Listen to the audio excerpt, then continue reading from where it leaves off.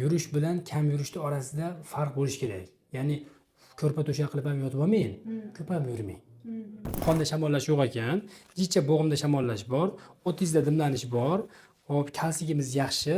Hop, jichcha saharga moyillik chiqyapti. O'zi bormi yo'qmi saharingiz?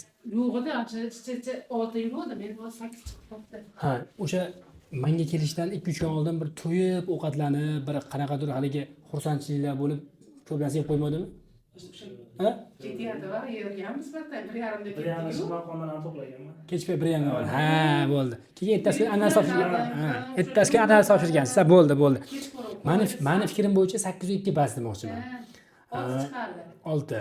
Hop, atak haligi bitta lichini olganingizdan keyin buni orada ko'rib qo'yasizlar. Ha?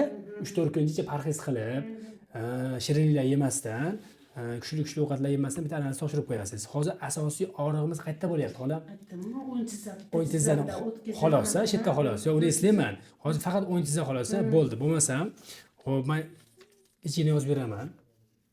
Yemiradi shu bas.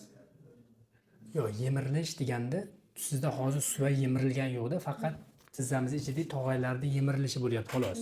U o'tib ketadigan jarayon faqat birinchi bosqichi, yengil bosqichi bo'lsa, o'sha bosqichlariga lichini yozib beraman, bir 10 kun kuzatamiz. 5-yanvarda ko'rishamiz. Bitta ko'rsatib ketasiz menga, xo'pmi, xola? Hali lichi Yurmagan kunim, uncha og'ir edi.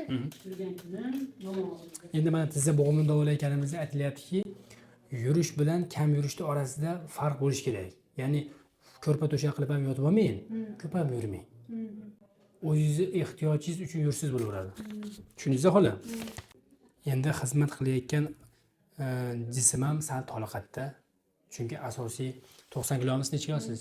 90 kilo ves ko'tarib turgan tizza og'riydi demoqchiman. Bunaqa mahalla jichcha parvarish qilib turganingiz yaxshi. Lichini yozib beryapman, hoji xola. Hozircha yotib lichina qilmasdan bitta uyda lichina olib ko'ringchi. Xo'pmi? Hali boshqa fiz lichina ham qilmaymiz.